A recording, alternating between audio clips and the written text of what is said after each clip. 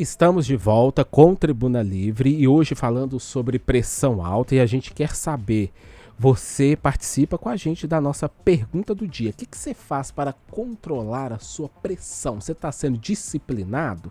Não está sendo? Então, toma cuidado, viu? Manda aí a sua opinião pra gente no 99412-2179 aqui no WhatsApp do Tribuna Livre, Adriana, porque nós estamos recebendo aqui hoje um especialista, o doutor, que está dando todas as dicas pra gente. Todas as dicas, doutor Henrique Patrus, né? Ele que é médico cardiologista do Hospital Mater Dei e também ex-presidente da Sociedade Mineira de Cardiologia, trazendo esse alerta importante, principalmente fazendo um convite a você mudar o seu estilo de vida, porque é dessa forma que você também ajuda a controlar a sua pressão e a evitar também problemas correlacionados, né, doutor?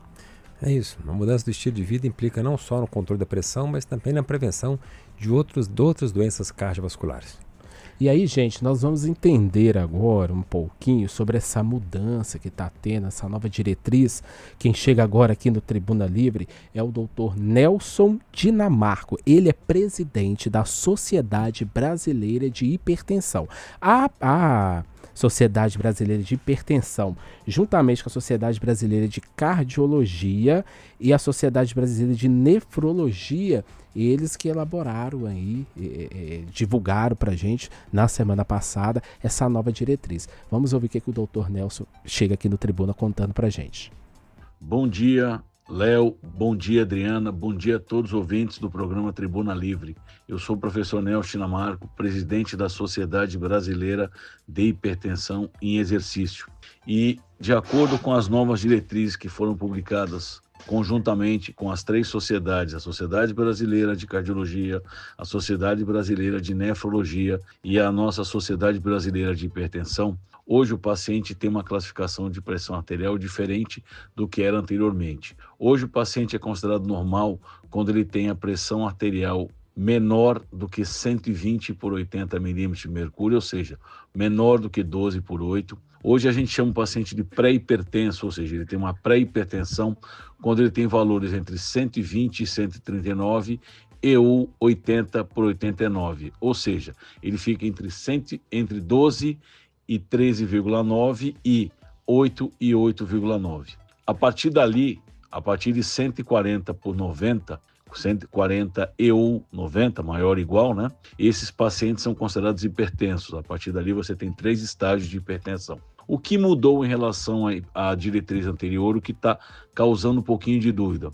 O paciente pré-hipertenso, ou seja, aquele que fica entre 120 e 139 e ou 80 e 89, ele fica menor do que 140 por 90, ele não é considerado um paciente hipertenso. Não é isso que a gente está propondo, não é isso que é o objetivo da diretriz. O objetivo é simplesmente avisar o paciente que uma luz amarela está se acendendo, ou seja, que ele tem que tomar atenção, que ele tem que reduzir os seus níveis de pressão e começar a instituir uma coisa chamada mudança de estilo de vida, que é aquilo que o paciente deve fazer com a redução de consumo de sal, redução de consumo de alimentos industrializados, procurar reduzir o seu estresse no dia a dia, procurar fazer uma caminhada, uma atividade física supervisionada de pelo menos 150 minutos por semana. É isso que a gente queria dizer. Muitíssimo obrigado, tenham um bom dia a todos. E olha só, é o que ele frisou aí agora, o Dr. Nelson, que é a mudança de vida, né, doutor, que a gente está falando aqui. É preciso que as pessoas mudem para que, não é um problema de agora, mas assim, a longo prazo também, para que evitar lá na frente, né? E ele fala também da questão do sal, né, isso mesmo? Sim, acho que a explicação do Dr. Nelson foi muito clara em enfatizar esse alerta. Não é uma situação de pânico a gente ter uma pressão pré-hipertensão, uma pressão ainda nos níveis anteriores ao diagnóstico de hipertensão, mas é um alerta para que a gente possa promover alguma mudança. E essa mudança a gente reconhece que é difícil, quantas vezes nós fomos ao médico e fomos orientados por essas mudanças e não o fizemos. Mas, por outro lado, o paciente, as pessoas têm que ter essa liberdade de expor ao seu médico, ao seu agente de saúde, ao enfermeiro mais próximo, se abrir no sentido de promover este cuidado. sem, obviamente, se sentir envergonhado ou avexado ou com dificuldade de expor essa dificuldade, que é a dificuldade de todos nós no dia a dia. E aí a gente lembra aqui, doutor, que é tão importante aqueles médicos que cuidam da família nos postos de saúde, nos bairros, que tem aquele cuidado com aquele paciente todo dia, constantemente, não é? Sim, o médico, o enfermeiro, o agente de saúde deve sair da ação simplesmente medicamentosa e partir para uma ação mais ambiental, mais social, entendendo que a saúde é um bem-estar biopsicossocial. A gente tratar só a biologia, a gente está tratando pouco. A gente deve tratar a pessoa e seu ambiente também, e a parte social, que é tão importante na prevenção das doenças.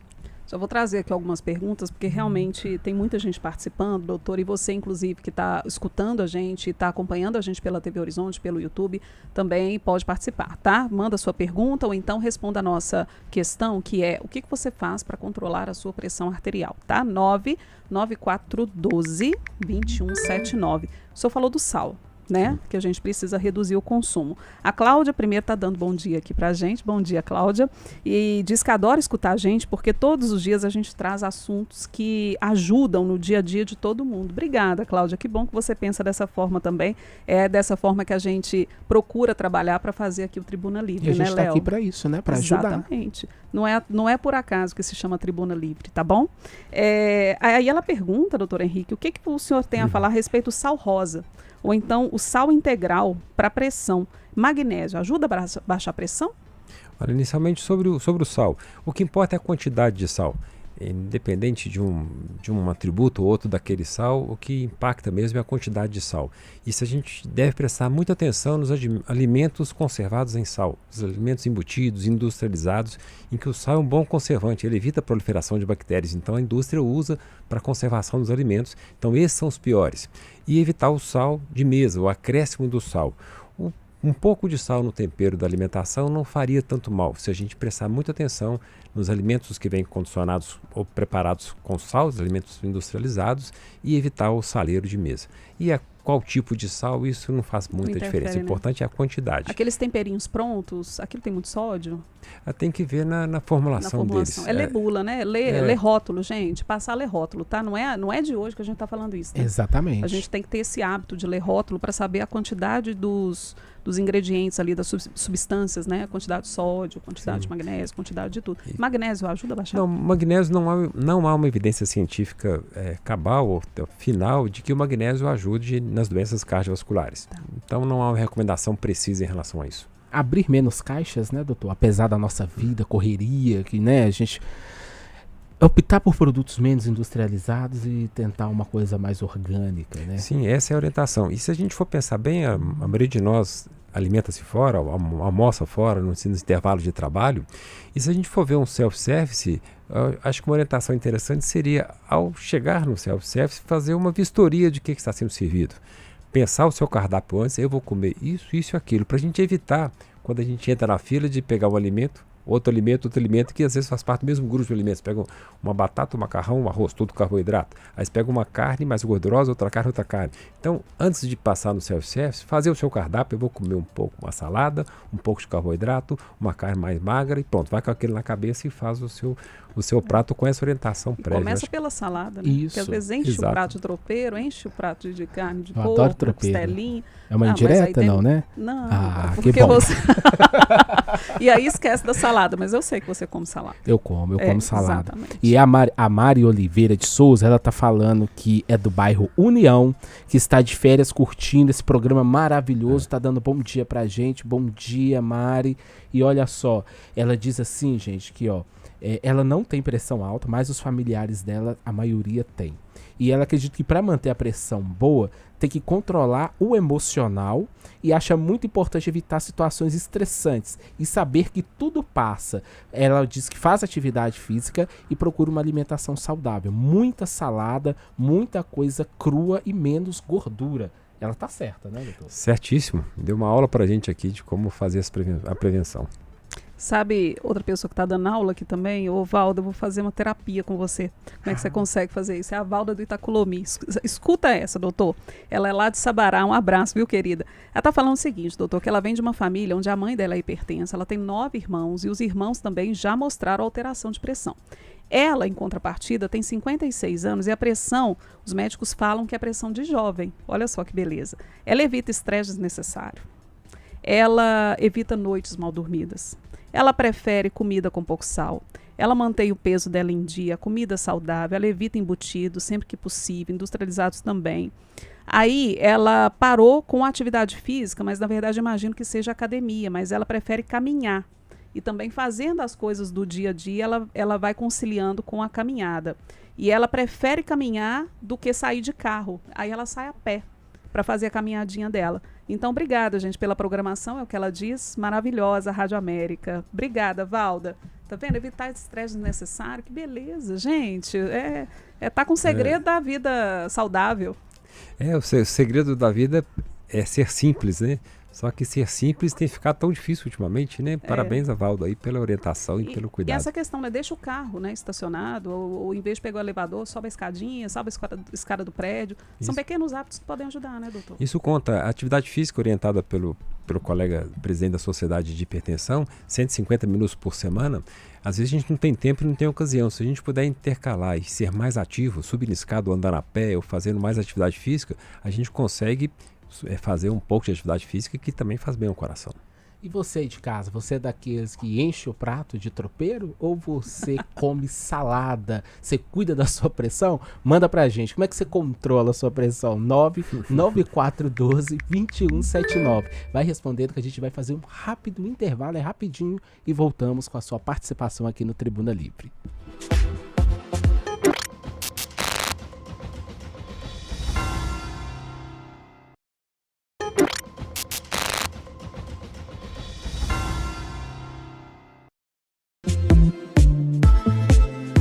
Nós estamos de volta com o Tribuna Livre, hoje falando sobre pressão alta, e a gente quer saber, você participa aqui do programa com a gente, viu? O que você faz para controlar a sua pressão? Essa é a nossa pergunta do dia, que você vai mandando pra gente a sua resposta no 99412-2179, que é o WhatsApp aqui do Tribuna Livre. E conosco aqui o médico cardiologista do Hospital Mater Dei, ex-presidente da Sociedade Mineira de Cardiologia, doutor Henrique Patrus. E aí, doutor Henrique, nós temos muitas interações aqui no nosso WhatsApp.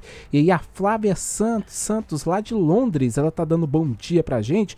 Tá dizendo que mudou o estilo de vida há 3 anos e que só ganhou qualidade de vida, viu? Ela falou que tem que ter consciência para cuidar da saúde, porque isso é o melhor caminho e a prevenção é o melhor remédio. Mas ela falou que, faz atividade física, cuida da alimentação e sem dúvida está sendo o melhor investimento dela. Não tem jeito. Quer envelhecer bem? Tem que pagar o preço e investir em banco muscular, sono, atividade física, alimentação saudável.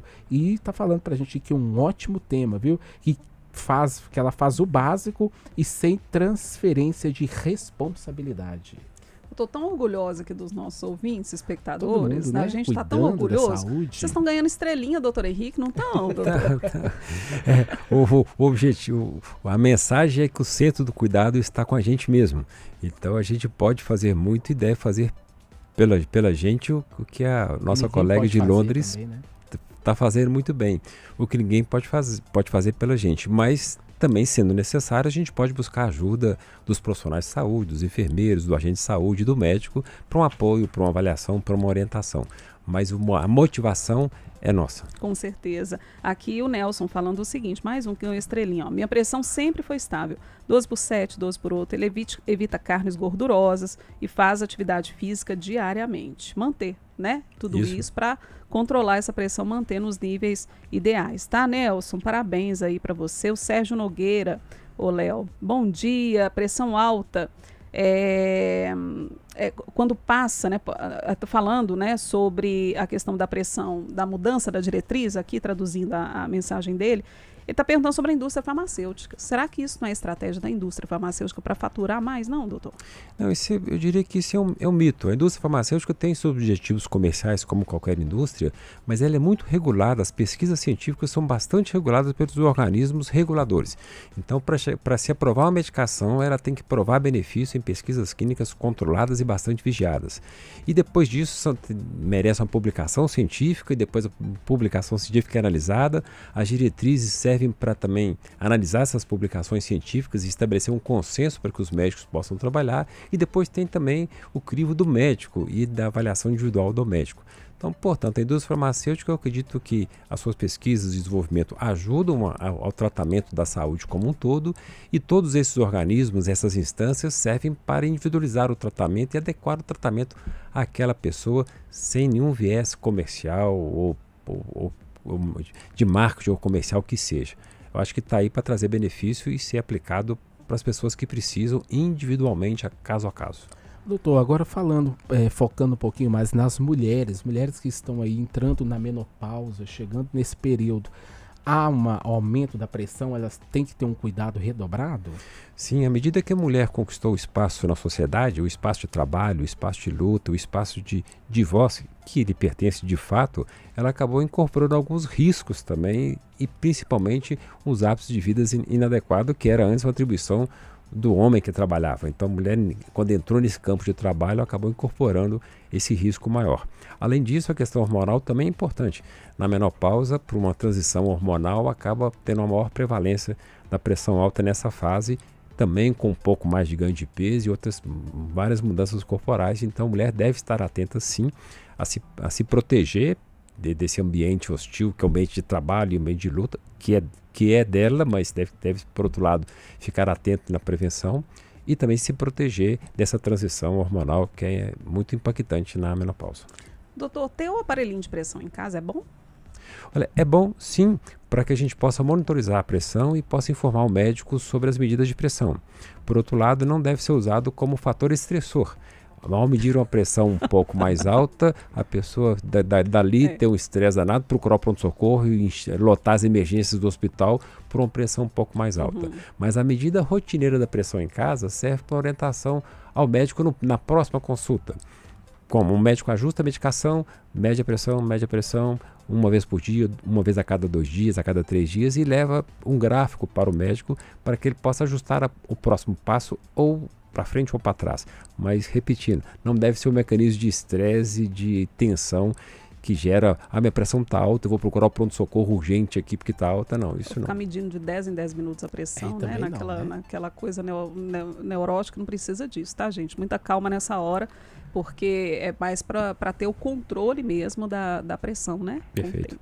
E aí a Lucilene está dizendo aqui, a Lucilene lá de Justinópolis, que ela é do prato colorido, menos sal, e é da atividade física, que precisa melhorar um pouco mais nos exercícios físicos, e que sempre achou que 12/7 um sucesso, a pressão dela 12/7 um sucesso. Agora, depois da fala aqui do doutor, ela disse que foi uma descoberta para ela, e vai ter que mudar de vida, né? Porque ela já está ali, bem ali na porta ali, né, doutor?